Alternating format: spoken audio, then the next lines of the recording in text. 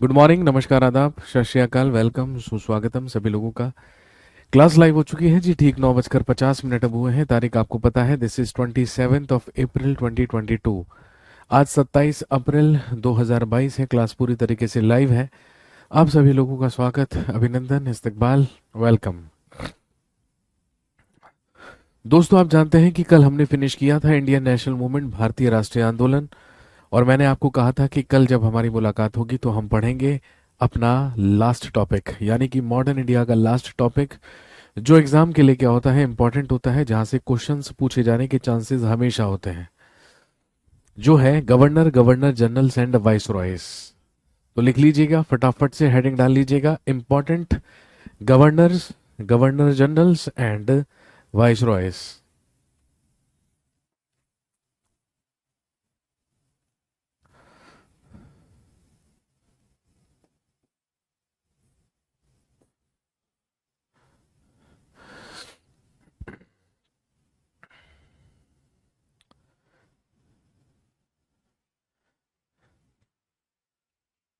System में कुछ problem, system is not working, तो इसलिए मुझे रीस्टार्ट मारना पड़ गया।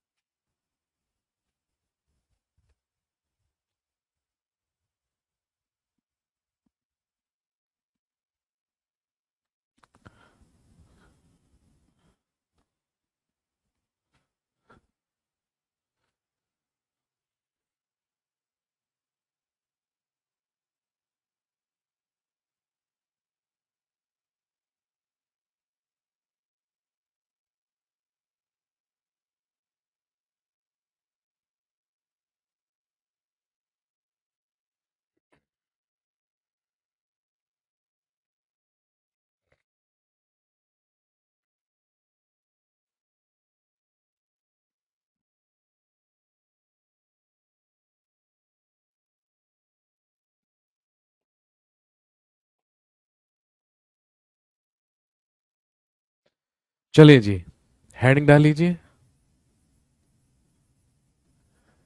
Governors, governor generals and vice Royce.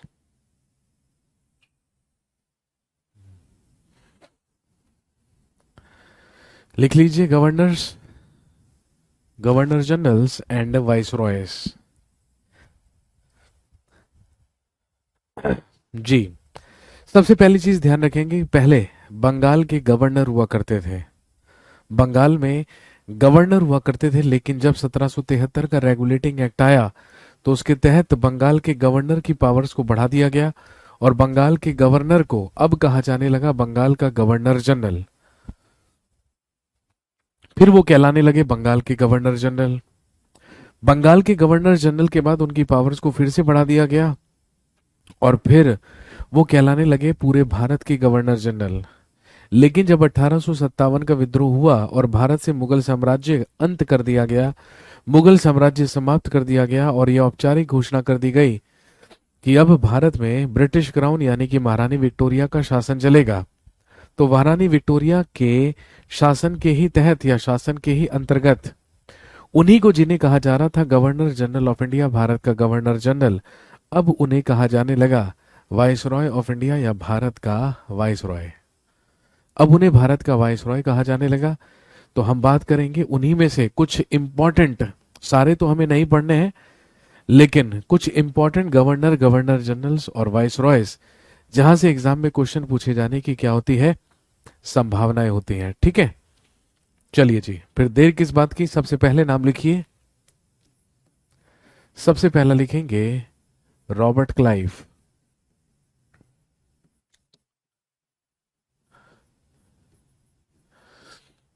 सबसे पहले लिखेंगे रॉबर्ट क्लाइव, जिसका कार्यकाल 1757 से 1760 तक रहा और फिर 1765 से 1767। पहले 1757 से 1760 तक ये बंगाल का गवर्नर रहा।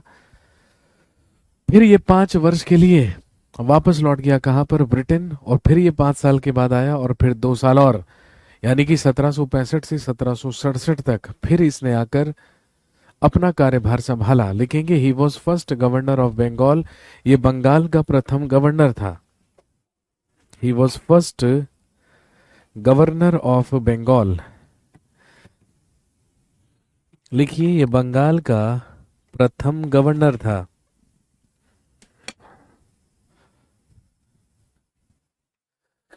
और इसके कार्यकाल में हुई महत्वपूर्ण घटनाएं, सबसे पहले हम सब जानते हैं 1757 में इसी के समय में लड़ा गया, लिख लीजिए, बैटल ऑफ प्लासी, प्लासी का युद्ध।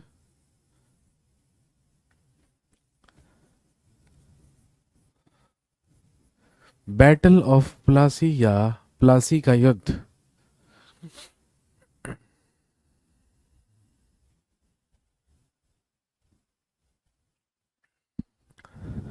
इसके अलावा हमने पढ़ा था रॉबर्ट क्लाइव और सिराजुद्दौला के ही बीच में हुई थी।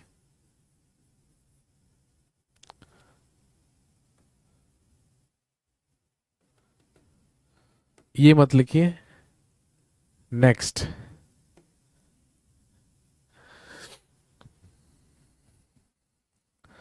क्वेश्चन पूछते हैं, जब बंगाल और जब प्लासी का युद्ध लड़ा गया, जब बैटल ऑफ प्लासी हुआ, तो भाई उस समय सिराजुद्दौला को पराजित किसने किया था? हम सब जानते हैं रॉबर्ट क्लाइव ने पराजित किया था 1757 में।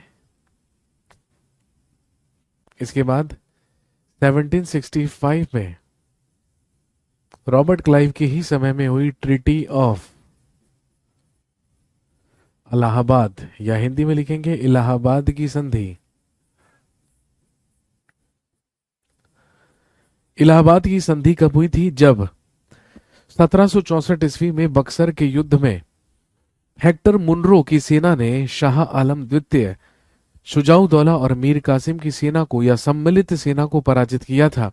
तो उसी सम्मिलित सेना को पराजित करने के बाद बंगाल के गवर्नर रॉबर्ट क्लाइव ने एक संधि मुगल बादशाह शाह आलम सेकंड के साथ की और एक संधि अवध के नवाब शुजाउद्दौला के साथ की, और उसके बाद पूरे के पूरे बंगाल पर आप जानते हैं अंग्रेज हुकूमत हो गई और टैक्स वसूल करने और रेवेन्यू जनरेट करने के सारे अधिकार किसके पास आ गए?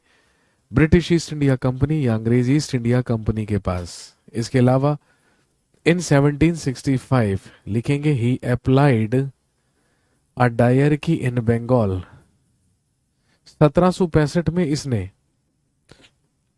बंगाल में द्वैध शासन लगाया।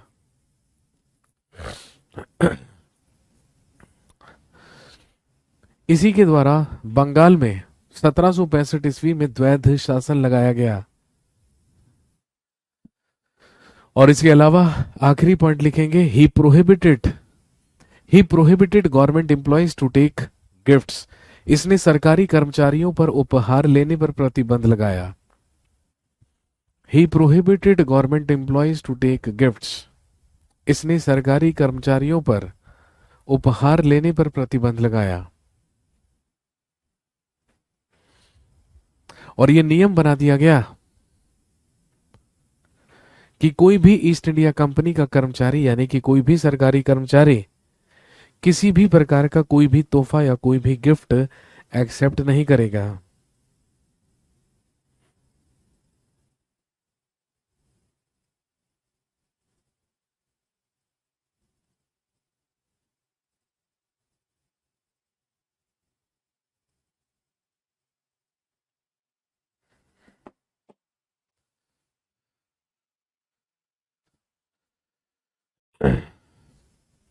लेकिन ठीक है, लेकिन एक चीज ध्यान में रखेंगे,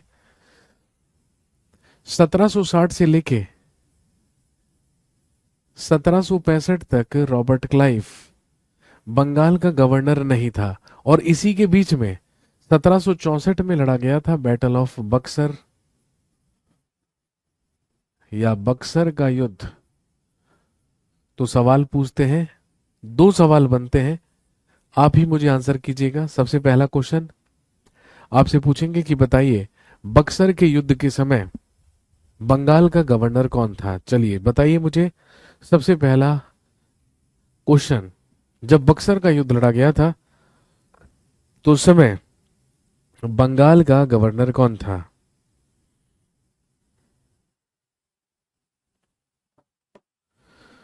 भाई रॉबर्ट क्लाइव तो नहीं था, हम सब जानते हैं, क्योंकि रॉबर्ट क्लाइव 1760 से 1765 तक नहीं रहा। पहले ही ऑप्शन में आपको रॉबर्ट क्लाइव देंगे, लेकिन रॉबर्ट क्लाइव आपको सही में उत्तर नहीं करना है। ठीक है, ध्यान रखेंगे। जब 1764 में बक्सर का युद्ध लड़ा गया था तो उस समय governor of Bengal was Henry वेंसीटार्ट।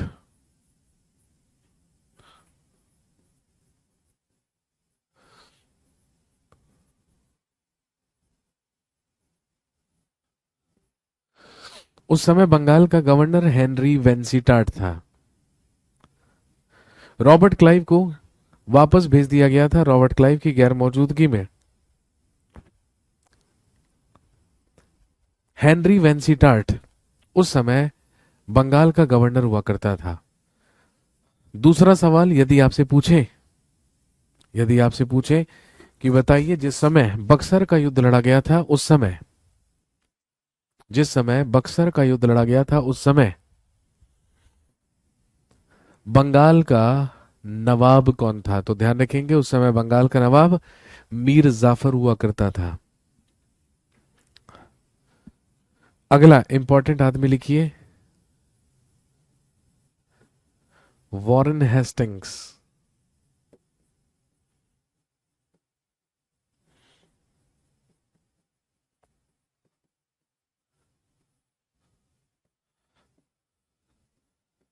1772 से लेके 1785, 1772 ईस्वी से लेके 1772 ईस्वी से लेके 1785 ईस्वी तक बंगाल का अगला गवर्नर बनाकर भेजा गया वॉरेन हेस्टिंग्स को। बंगाल का अगला गवर्नर बनाकर भेजा गया वॉरेन हेस्टिंग्स को। कौन था वॉरेन हेस्टिंग्स? लिखेंगे सबसे पहला point, he was first governor general of Bengal. ये बंगाल का प्रथम गवर्नर जनरल था।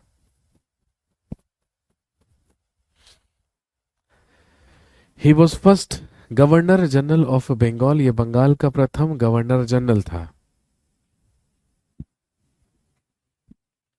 इसके समय में ही आया 1773 का रेगुलेटिंग एक्ट या रेगुलेटिंग अधिनियम। ध्यान रखेंगे, ब्रिटिश ईस्ट इंडिया कंपनी पर अभी तक ब्रिटिश सरकार का कोई भी नियंत्रण नहीं था या कोई भी कंट्रोल नहीं था।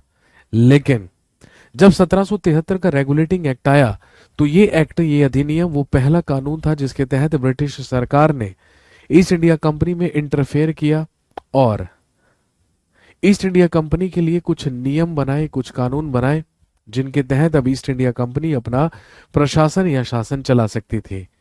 उसी को हम कहते हैं 1773 का रेगुलेटिंग एक्ट, जो 1773 में आया वॉरेन हेस्टिंग्स के समय। और इसी एक्ट के तहत बंगाल के गवर्नर की पावर्स को बढ़ा दिया गया और मद्रास और बंबई के गवर्नर भी उसके अधीन कर दिए गए। इसीलिए उसे कहा जाने लगा बंगाल का गवर्नर जनरल। तो हम ध्यान रखेंगे, बंगाल का सबसे पहला गवर्नर जनरल कौन बना? वॉरेन हेस्टिंग्स बना। इसी रेगुलेटिंग एक्ट के ही तहत वॉरेन हेस्टिंग्स के ही समय में 1774 ईस्वी में, ध्यान रखेंगे, कलकत्ता में सुप्रीम कोर्ट की स्थापना हुई। अ supreme court was established in Calcutta. Calcutta में एक सर्वोच्च न्यायालय की स्थापना की गई। कलकत्ता में एक सर्वोच्च न्यायालय की स्थापना की गई जिसमें मुख्य न्यायाधीश या चीफ जस्टिस बनाया गया लॉर्ड एलिजा इम्पे को।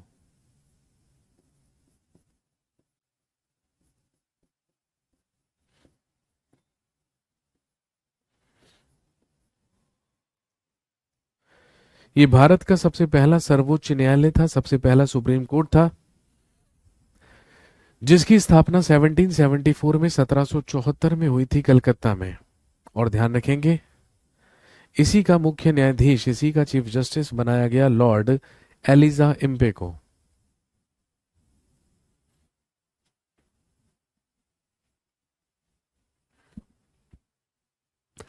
अगला महत्वपूर्ण काम जो वॉरेन हेस्टिंग्स के समय में हुआ, लिखेंगे 1784 में इसी के समय में आया, 1784 में इसी के समय में आया पिट्स इंडिया एक्ट।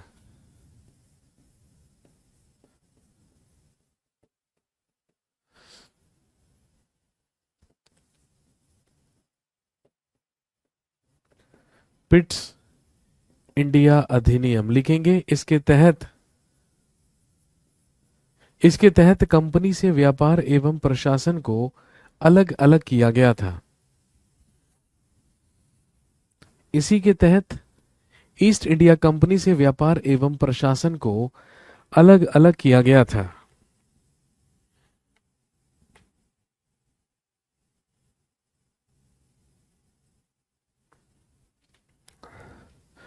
और एक सवाल आपसे पूछेंगे कि बताइए, भारत का एकमात्र गवर्नर जनरल, या भारत में एकमात्र गवर्नर जनरल वो कौन था जिस पर इम्पीचमेंट लगाया गया था, जिस पर महाभियोग लगाया गया था? तो ध्यान रखेंगे, he was the only governor general on which impeachment was applied. लिखेंगे, यह एकमात्र गवर्नर जनरल था जिस पर महाभियोग लगाया गया।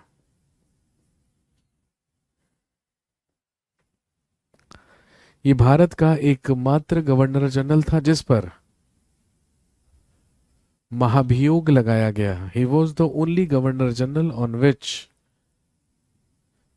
Impeachment was applied.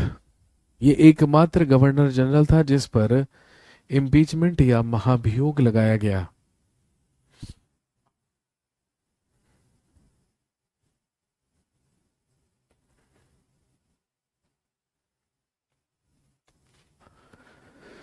Warren Hastings के बाद बंगाल का अगला गवर्नर जनरल बनकर आया, लिखिए लॉर्ड कॉर्नवालिस।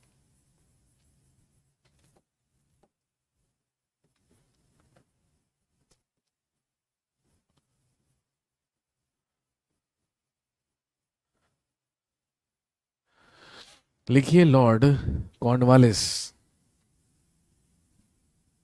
बंगाल का सबसे पहला, सॉरी, वॉरेन हेस्टिंग्स के बाद बंगाल का गवर्नर जनरल बनकर आया लॉर्ड कॉर्नवालिस, जो 1786 से लेके 1793 तक बंगाल का अगला गवर्नर जनरल बना।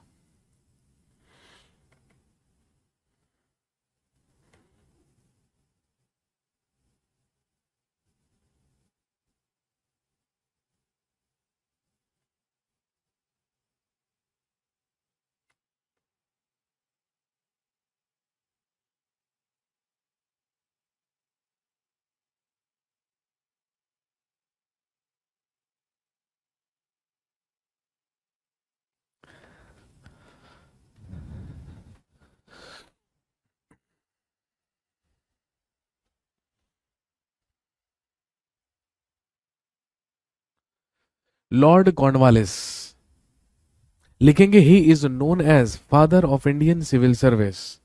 लिखेंगे, इसे भारतीय नागरिक सेवा का जनक कहा जाता है। He is known as father of Indian civil service. इसे भारतीय नागरिक सेवा का जनक कहा जाता है। और क्यों कहा जाता है? लिखेंगे 21 अप्रैल 1793, क्योंकि इसी के द्वारा 21 अप्रैल 1793 को स्थापना की गई थी आईसीएस, इंडियन सिविल सर्विस, या भारतीय नागरिक सेवा की। इसी के द्वारा स्थापना की गई थी इंडियन सिविल सर्विस या भारतीय नागरिक सेवा की।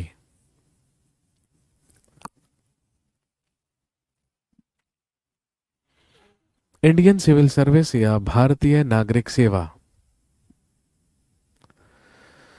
इंपॉर्टेंट क्वेश्चन है, कई एग्जाम में पूछते हैं।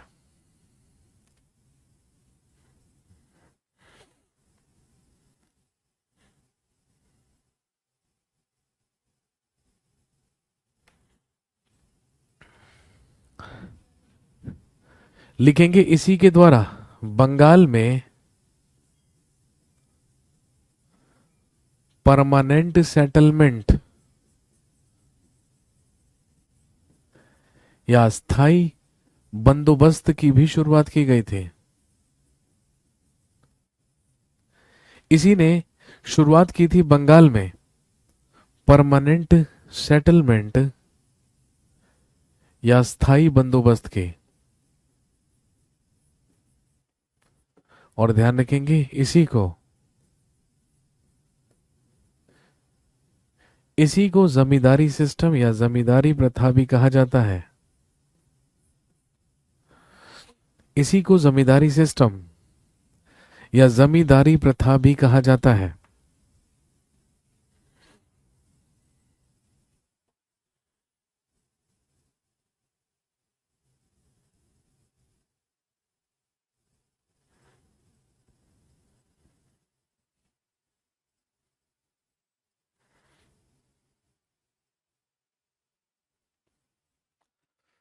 और इसके अलावा ध्यान रखेंगे इसी ने 1793 1793 में स्थापना की रेवेन्यू बोर्ड या हिंदी में लिखेंगे राजस्व बोर्ड।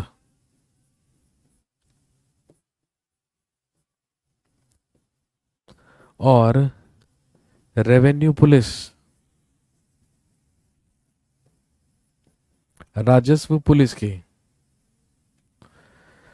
रेवेन्यू बोर्ड और रेवेन्यू पुलिस यानी कि राजस्व बोर्ड और राजस्व पुलिस की स्थापना करने का भी काम किसने किया? लॉर्ड कॉर्नवालिस ने किया 1793 में, 1793 में।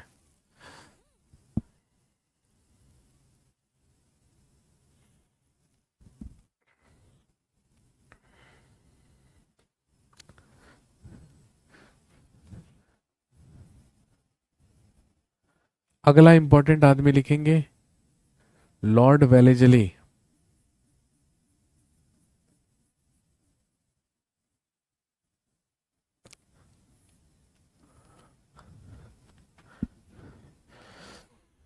अगला इंपॉर्टेंट आदमी लिखिए लॉर्ड वेलेजली। ये 1798 से लेके 1805 तक 1798 ईस्वी से लेके 1805 ईस्वी तक बंगाल का अगला गवर्नर जनरल रहा। लिखेंगे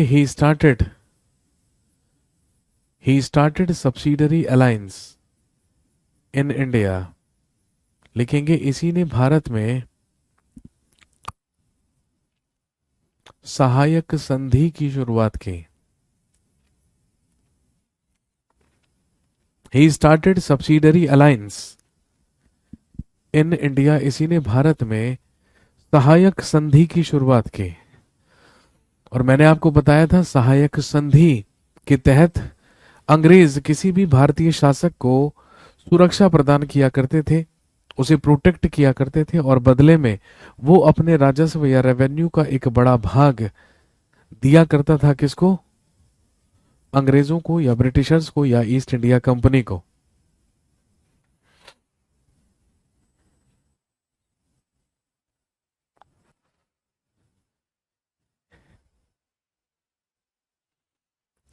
ये कहलाती है लॉर्ड वेलेजली की सहायक संधि या सब्सिडरी अलायंस।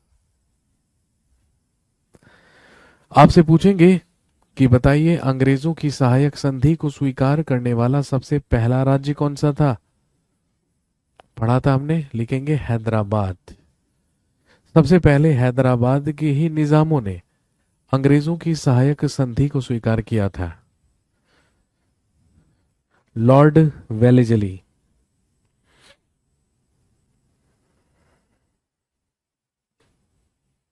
इसके अलावा लिखेंगे इन 1800 ही फाउंडेड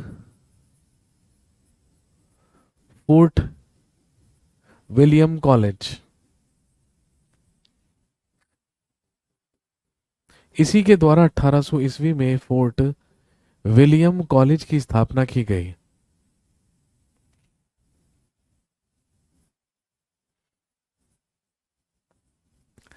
इसी के द्वारा कलकत्ता में फोर्ट विलियम कॉलेज की स्थापना की गई, जहां पर इंडियन सिविल सर्विसेज के कैंडिडेट्स को ट्रेनिंग दी जाती थी, प्रशिक्षण दिया जाता था। वो फोर्ट विलियम कॉलेज कहलाता था, जिसकी स्थापना 1800 ईस्वी में लॉर्ड वेलेस्ली के द्वारा कलकत्ता में की गई थी। इंपॉर्टेंट है, इसलिए याद रखेंगे।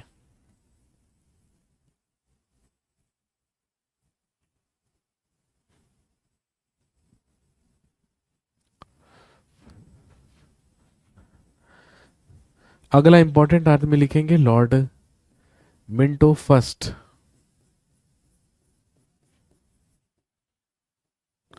लॉर्ड मिंटो प्रथम। लॉर्ड मिंटो फर्स्ट या लॉर्ड मिंटो प्रथम 1807 से लेके 1813 तक, 1807 ईस्वी से लेके 1813 ईस्वी तक,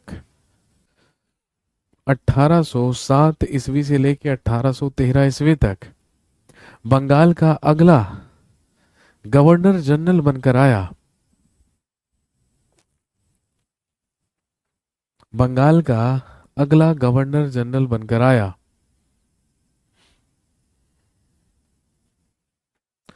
लॉर्ड मिंटो प्रथम। और ध्यान रखेंगे, इसी के समय में 1809 ईस्वी में हुई ट्रीटी ऑफ अमृतसर।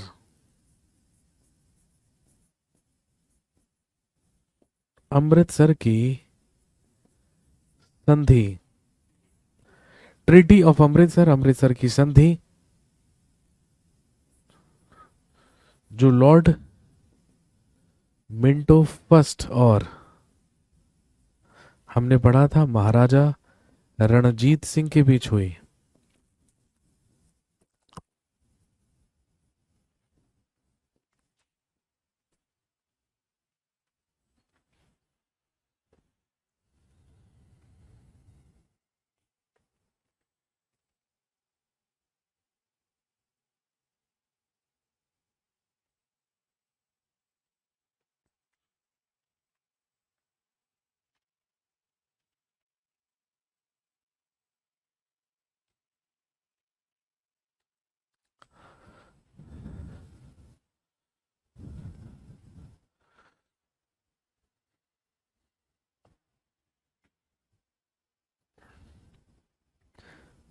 सर क्या ड्यूरेशन भी पूछता है या फिर केवल फैक्ट्स पूछता है? मेरे भाई एक बात बताओ, जब आपको ड्यूरेशन ही नहीं पता होगा तो आप फैक्ट्स का आंसर कर कैसे दोगे?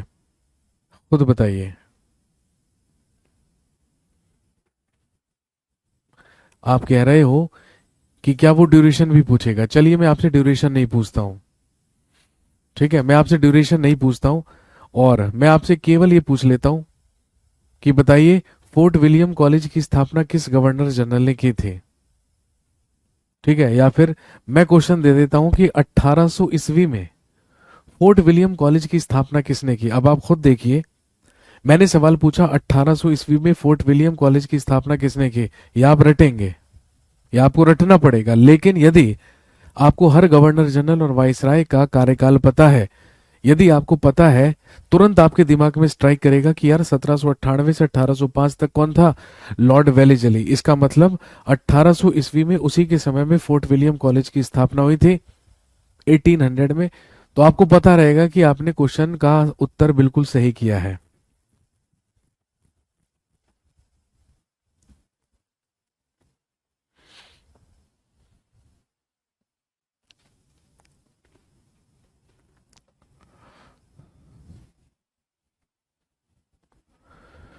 हाय रे, सहायक संधि की शुरुआत डुप्ले ने नहीं की थी। अच्छा मुझे एक बात बताइए, क्या डुप्ले बंगाल का गवर्नर जनरल था? सबसे पहले मुझे बताइए। और ये देखिए कि हम टॉपिक क्या पढ़ रहे हैं, आरती। मैं आपकी आरती उतारना चाहता हूं। आप सबसे पहले मुझे बताइए कि आप टॉपिक क्या पढ़ रहे हैं, है ना। आप टॉपिक पढ़ रहे हैं governors, governor generals and vice Royce.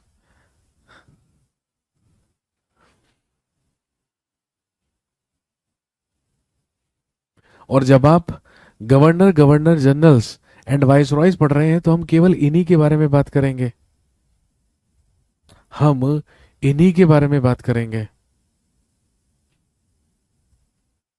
ठीक है। और सहायक संधि, है ना, लॉर्ड वेलेजली ने ही आके शुरू की थी। लॉर्ड वेलेजली के ही साथ जितनी भी सहायक संधियां हुई हैं, चाहे वो हैदराबाद की सहायक संधि हो, है ना, उसके बाद चाहे वो मैसूर की सहायक संधि हो, इसके अलावा चाहे वो अवध की सहायक संधि हो, चाहे वो मराठाओं की सहायक संधि हो, है ना, तो डेफिनेटली भाई वो सब किसके समय में हुई है? वेलेजली के समय में।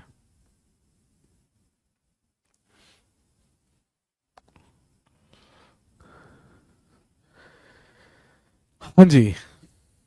इसके बाद अगला इंपॉर्टेंट आदमी लिखिए, लॉर्ड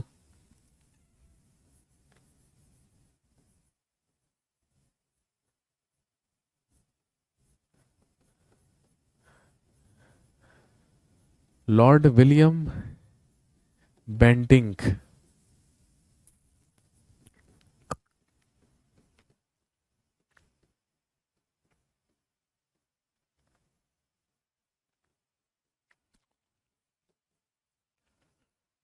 लॉर्ड विलियम बेंटिंक, ये 1828 से लेके 1835 तक, ये 1828 में बंगाल का गवर्नर जनरल बनकर आया था।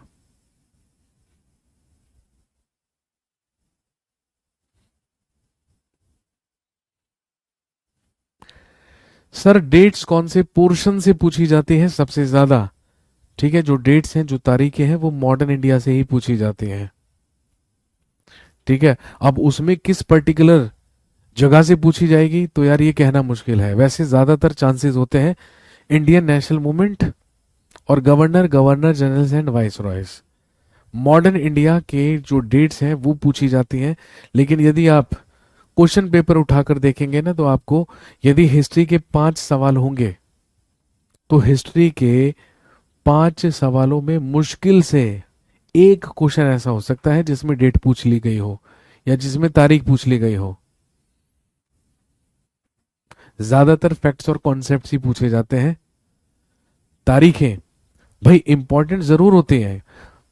भाई देखो, तारीखें डायरेक्टली पूछे या ना पूछे, लेकिन तारीखें इंपॉर्टेंट तो हैं, क्योंकि जब तक आपको तारीखें याद नहीं होंगी तब तक आप घटनाओं को एक दूसरे के साथ कंपेयर और कनेक्ट करेंगे कैसे? खुद बताइए।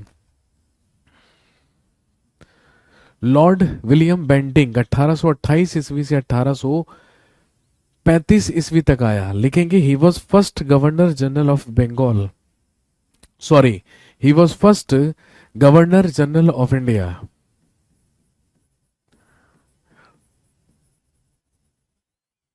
लिखेंगे ये भारत का प्रथम गवर्नर जनरल था।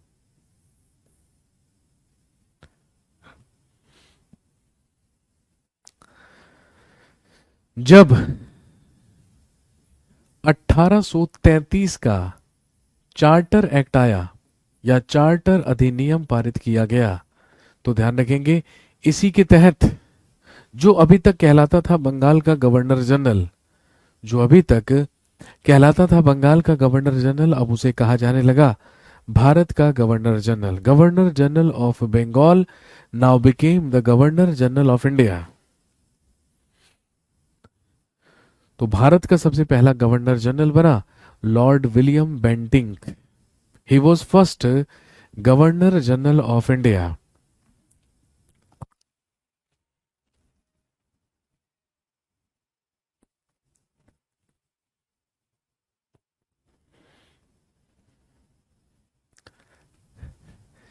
इसके द्वारा 3 प्रथाएं समाप्त की। हम सब जानते हैं इसी ने 1829 में भारत से सती प्रथा का अंत किया। 1830 ईस्वी में इसी ने भारत से ठगी प्रथा का अंत किया। और 1833 ईस्वी में इसी ने भारत से नर बलि प्रथा का अंत किया। ये तीनों की तीनों प्रथाएं, ये तीनों के तीनों सिस्टम्स लॉर्ड विलियम बेंटिंक के द्वारा ही क्या की गई, समाप्त की गई।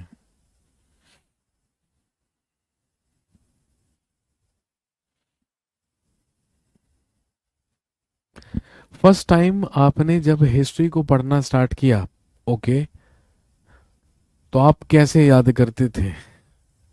मेरे भाई देखो यार, सिंपल सी बात है, मैं तुम्हें बताता हूं। 2012, आज से ठीक 10 साल पहले, ठीक है, आज से ठीक 10 साल पहले 2012 में, ठीक है, मैंने सबसे पहले, है ना, जीएस का नाम सुना था। सबसे पहले मैंने जीएस का नाम सुना था और 2012 में ही मैंने सिविल सर्विसेज की तैयारी करनी शुरू की थी। तो आप कह सकते हैं कि 2012 तक मुझे हिस्ट्री का एच भी नहीं पता था। हालांकि आप लोगों की तरह 10th क्लास तक, 10वीं क्लास तक मैंने भी हिस्ट्री पढ़ी थी, है ना, लेकिन आप जानते हैं कि भाई 10वीं तक हमने क्या पढ़ा था ये हमें आज तो याद नहीं होगा, और हिस्ट्री तो बिल्कुल याद नहीं होगा। तो आप कह सकते हैं कि 2012 तक मैंने हिस्ट्री में बिल्कुल जीरो से शुरुआत की थी। ठीक है, और देखो मैं 8 साल से पढ़ा रहा हूं। इट्स बीन 8 ईयर्स, 8 साल हो गए मुझे पढ़ाते पढ़ाते। कहने का मतलब जो शुरुआत के 2 साल थे, उन 2 सालों में मैंने हिस्ट्री को याद कर लिया था। मैंने हिस्ट्री को अच्छी तरीके से समझ के, पढ़ के उसको तैयार कर लिया था, याद कर लिया था। ठीक है, और उसके बाद पिछले 8 साल से, है ना, आप जानते हैं practice makes the man perfect. यदि मैं आपको कोई चीज कह रहा हूं, है ना, यदि मैंने, भाई ऐसा तो देखो नहीं है, मैंने आपको, मैं तुम्हें एक छोटा सा एग्जांपल देता हूं, ये देखो। हाँ, ठीक है, मैंने आपको लिखवाया लॉर्ड वेलेस्ली 1798 से लेकर 1805 तक। ठीक है, और उसके बाद मैंने सीधा छलांग लगवाई और सीधा आपको लिखवाया 1807 से 1813। अब मैंने 1805 और 1807 के बीच में, ठीक है, अब मैंने आपको 1805 से 1807 के बीच में कौन बंगाल का गवर्नर जनरल बनकर आया, क्या ये मैंने लिखवाया? जी नहीं, मैंने नहीं लिखवाया। और यदि मैंने नहीं लिखवाया तो आपको क्या लगता है कि मेरे को पता नहीं होगा कि कौन रहा? है ना, सर जॉर्ज बार्लो रहा 1805 से लेकर 1807 तक। और भारत का जो सबसे पहला सैनिक विद्रोह, है ना, तमिलनाडु के वेल्लोर में हुआ था, वो उसी के समय में हुआ था, ये भी मुझे पता है ना, लेकिन ये मैंने आपको लिखवाया क्यों नहीं? अब इस केस में क्या होता है ना, ज्यादातर स्टूडेंट सोचते हैं कि भाई इसने स्किप कर दिया, है ना, ज्यादातर लोगों को ये गलत फहमी होती है, सर आपने तो स्किप कर दिया, आप तो पूरा नहीं पढ़ा रहे। अबे गधो, खुद सोचिए, आप खुद सोचिए यार, पूरी तो हमारे पास हिस्ट्री की किताब है ना, और क्या, है ना, क्या ये आपके लिए पॉसिबल है, क्या ये किसी के लिए भी पॉसिबल है कि आप पूरी की पूरी किताब को रट कर चले जाएंगे और वो आपको याद हो जाएगी, और तब आप जाकर क्या करेंगे, एग्जाम में बैठेंगे और क्वेश्चंस अटेम्प्ट करेंगे?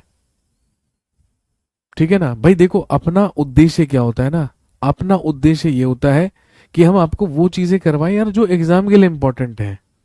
अब जब मुझे 8 साल हो गए पढ़ाते पढ़ाते, तो पिछले 8 सालों में मैंने ये भी तो देखा होगा ना कि यार ट्रेंड क्या है, कौन कौन से गवर्नर जनरल्स फेमस हैं, कौन कौन से गवर्नर जनरल्स इंपॉर्टेंट हैं, जहां से बार बार क्या पूछे जाते हैं, क्वेश्चन से पूछे जाते हैं। अब आप मुझे खुद बताइए, यदि 5 साल में एक बार, है ना, किसी नॉन फेमस गवर्नर जनरल या वाइसराय से कोई सवाल पूछ भी लिया गया, तो आप उसके लिए सारे की सारी की कहानी को और सारे के सारे लोगों को याद थोड़ी करते फिरेंगे।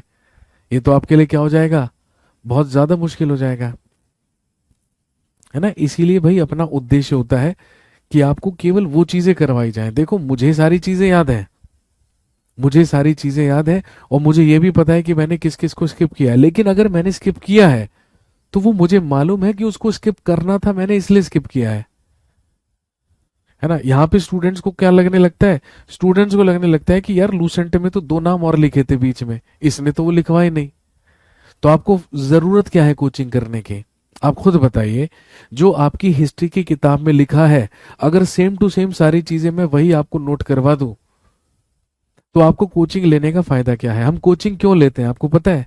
हम कोचिंग ये इसलिए लेते हैं क्योंकि जब हम सेल्फ स्टडी करते हैं ना, तो हमें ये नहीं पता होता कि क्या चीज इंपॉर्टेंट है और क्या चीज इंपॉर्टेंट नहीं है, कहाँ से क्वेश्चन आ सकते हैं, कहाँ से क्वेश्चन नहीं आ सकते, हमें ये नहीं पता होता। और हमें ये पता चल जाए, इसके लिए हम क्या करते हैं, जाकर कोचिंग लेते हैं, कोचिंग अटेंड करते हैं।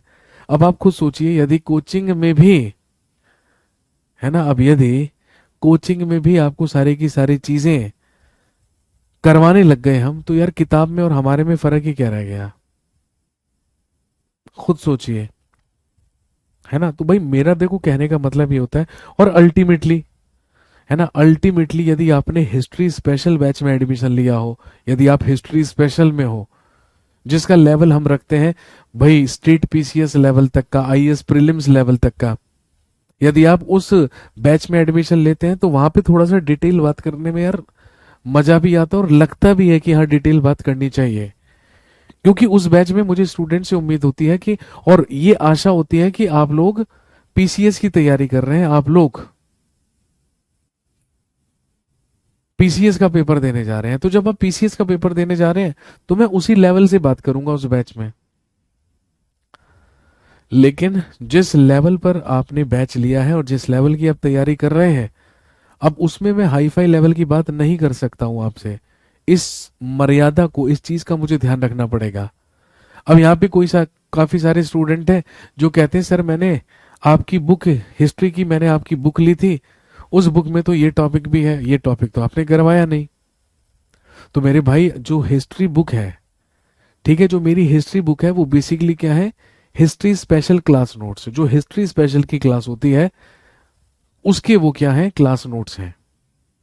तो यदि आप हिस्ट्री स्पेशल की बुक आपको, आपने ली है, आप उसमें से पढ़ रहे हैं, तो आप ऐसा थोड़ी उम्मीद कर सकते हैं कि आपको हर बैच में वो सारी की सारी चीजें करवा दी जाए, है ना। भाई देखो मेरा कहने का मतलब ये है, आप ज्यादा समझदार हैं, है ना, आप ज्यादा समझदार हैं, तो भाई देखो सिंपल सी बात है कि आपने जिस जिस लेवल के बैच में क्या लिया होगा, एडमिशन लिया होगा, आपको उस लेवल का ही तो हम क्या करवाएंगे, तैयारी करवाएंगे। अब जब हमें पता है कि भाई ये जॉर्ज बार्लो से तो सवाल ही नहीं आता, तो फिर मैं आपको जॉर्ज बार्लो क्यों लिखवाऊं, है ना। बट कोई दिक्कत नहीं है, आप समझ जाएंगे। मेरी बात साबित केवल तभी होती है जब आप एग्जाम देने जाते हो। तो जब आप एग्जाम देने जाते हो ना, तो आपको समझ में आता है कि यार वो आदमी ठीक कह रहा था।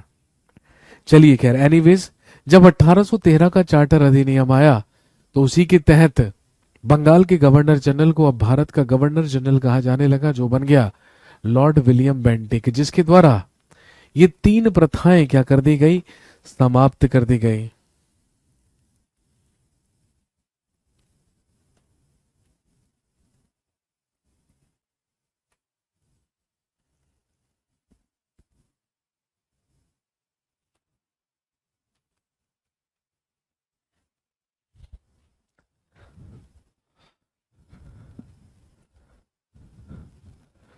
लिखेंगे इसी के द्वारा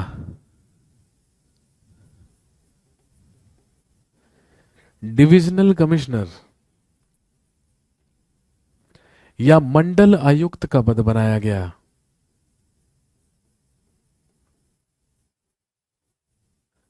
ही founded the post of divisional commissioner, इसके द्वारा मंडल आयुक्त का पद बनाया गया। इसी के समय में लिखेंगे English became the official language of India.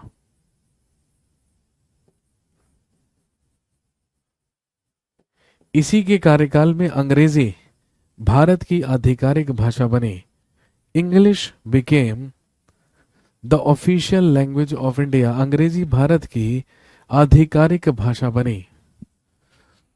और ध्यान रखेंगे, he also founded Calcutta medical college.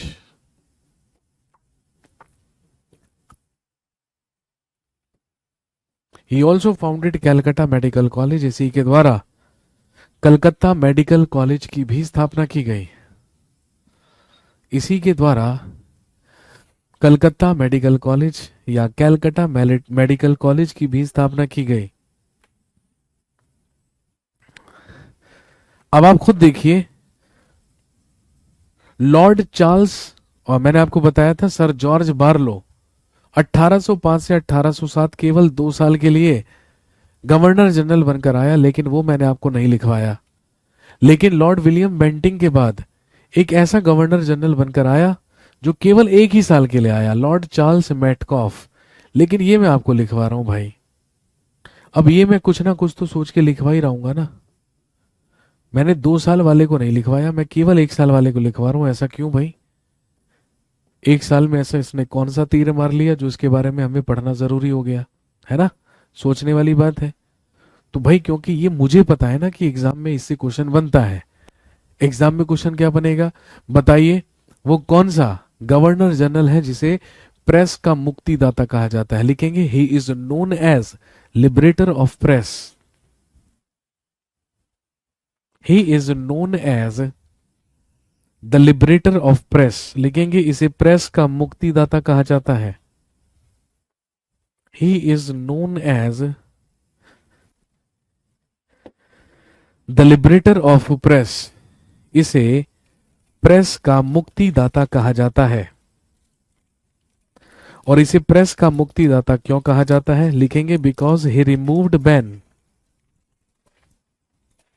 Because he removed ban from Indian newspapers. लिखेंगे क्योंकि इसने भारतीय समाचार पत्रों पर से प्रतिबंध हटाया था।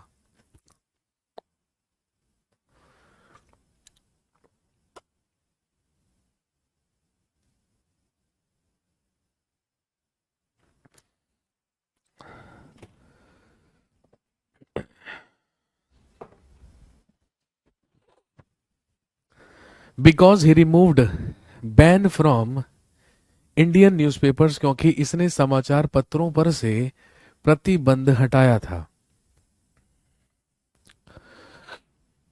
इसलिए इसको कहते हैं प्रेस का मुक्तिदाता, लिबरेटर ऑफ प्रेस। अब ये इंपॉर्टेंट है। तो अब देखो, केवल 1 साल के लिए आया लेकिन फिर भी हमें लिखना पड़ा। भाई डेफिनेट सी बात है, जहां से क्वेश्चन आएंगे, जहां से सवाल पूछे जाते हैं, उनके बारे में तो लिखना ही पड़ेगा।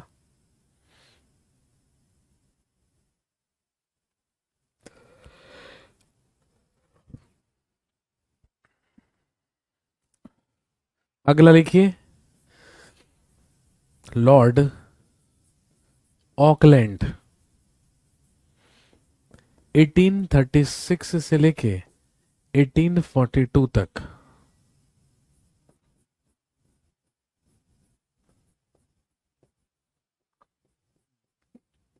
भारत का अगला गवर्नर जनरल बनकर आया, लॉर्ड ऑकलैंड।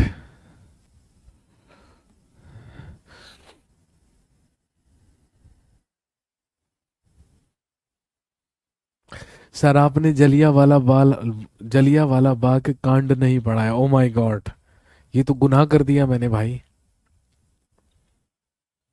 मैं तो सोच रहा था देश का बच्चा बच्चा जानता है कि जलिया वाला बाग कांड 13 अप्रैल 1919 को हुआ था, है ना। और किसके विरोध में?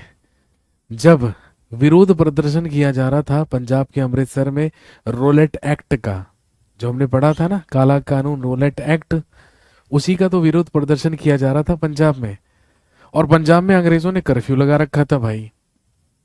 अब जब लोग जलूस निकाल रहे थे, प्रोसेशन कर रहे थे उसके खिलाफ, तो आप जानते हैं कि वहीं पर दो प्रमुख सिख नेता, जिनके नाम थे डॉक्टर सत्यपाल और डॉक्टर सैफुद्दीन किचलू, तो इन दोनों को, है ना, तो इन दोनों को अंग्रेजों के द्वारा गिरफ्तार कर लिया गया था।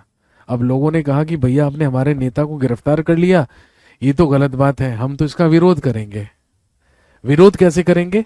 बैसाखी वाले दिन जलिया वाला बाग में बैठेंगे और वहां पर शांतिपूर्वक प्रोटेस्ट करेंगे, विरोध करेंगे ब्रिटिश सरकार का। जैसे हमारे किसान भाई, है ना, आपको पता है ना, जैसे हमारे किसान भाई भारत सरकार के जो नए किसान बिल्स आए थे उनका बैठकर शांतिपूर्वक क्या कर रहे थे? विरोध कर रहे थे। ऐसे ही वो लोग भी वहां पर विरोध करने लगे। तो आप जानते हैं कि वहां पर जनरल डायर आया और सारे के सारे लोग शांति पूर्वक क्या कर रहे थे, विद्रोह कर रहे थे। उसने आकर वहां पर फायरिंग के आदेश दे दिए, गोली चलाने के आदेश दे दिए। तो बस जलियांवाला बाग नरसंहार हो गया। 1,000 से भी ज्यादा लोगों को मौत के घाट उतार दिया गया। रविंद्रनाथ टैगोर इतने दुखी हुए कि उन्होंने अपनी सर और नाइटहुड की उपाधि वापस लौटा दी। अंग्रेजों से कहा रखिए अपने पास, मुझे नहीं चाहिए। ये था जलियांवाला बाग कांड, है ना। तुमने ये बात इसलिए लिख दी, अब तुमने यहाँ पे सीधा लिख दिया कि आपने जलियांवाला बाग तो पढ़ाया ही नहीं, है ना। अगर मैं बोर्ड पर केवल ये लिख देता ना, 13 अप्रैल 1919 जलियांवाला बाग कांड, है ना। अब ये बात आपको पहले से पता है कि जलियांवाला बाग कांड की तिथि क्या है, 13 अप्रैल 1919, ये आपको पता है। ठीक है, तो मैं ये लिख कर यदि इतनी सी कहानी सुना देता जो मैंने अभी कहानी सुनाई, तो आप क्या मान लेते कि भाई मैंने जलियांवाला बाग पढ़ाया है ना। अब मुझे एक बात बताओ मेरे भाई, 23 मार्च 1931 को भगत सिंह, राजगुरु, सुखदेव को लाहौर सेंट्रल जेल में फांसी दे दी गई।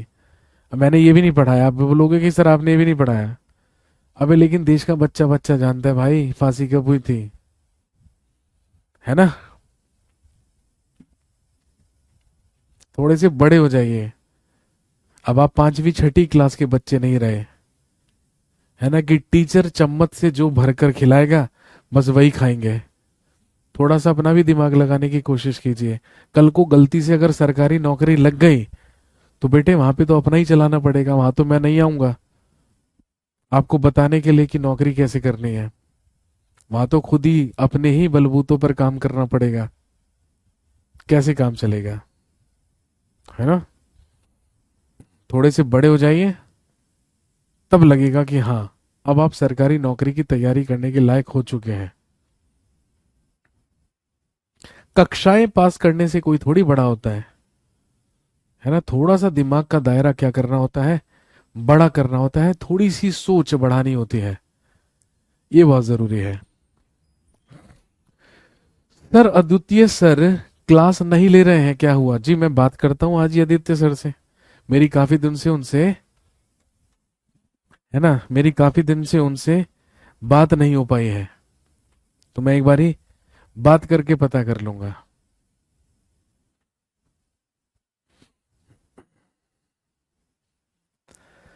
अगला होता है लॉर्ड ऑकलैंड, 1836 से लेके 1842।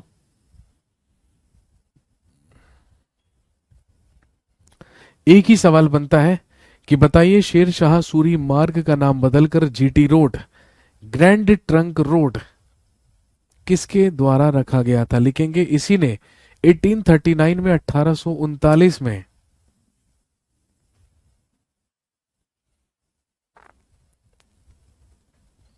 लिखेंगे इसी ने 1839, 1839 में।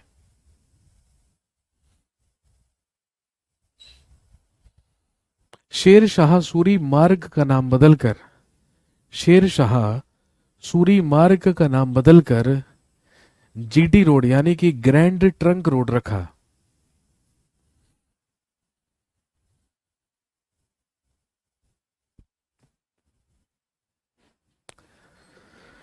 चलिए तो हम पहुंच चुके हैं लॉर्ड ऑकलैंड तक। इसके बाद अगला इंपॉर्टेंट आदमी हम पढ़ेंगे 1848 से लेके, हेडिंग डाल लीजिए, लॉर्ड डलहौजी।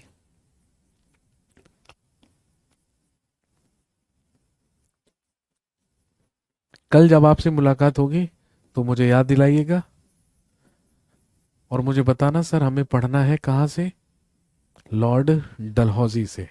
1848 से लेके 1856 तक। सर राशिद सर क्लास नहीं ले रहे हैं। अब भैया आप देखो, अब यहाँ पे आप लोग ये शुरू करेंगे कि कौन कौन क्लास नहीं ले रहा है। घबराइए नहीं यार, राशिद सर ले लेंगे क्लास। राशिद सर बहुत ही पंक्चुअल और बहुत ही जिम्मेदार व्यक्ति है। तो आपको एक बार मेरी टेंशन करने की जरूरत पड़ सकती है, लेकिन राशिद सर की टेंशन लेने की जरूरत नहीं पड़ेगी। घबराइए नहीं।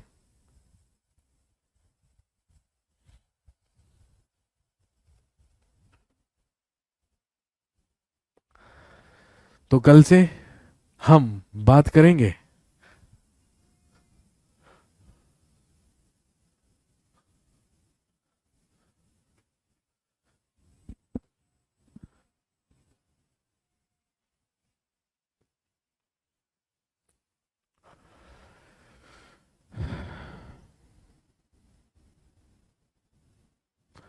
चलिए आज के लिए इतना ही। Thank you very much. Have a nice day.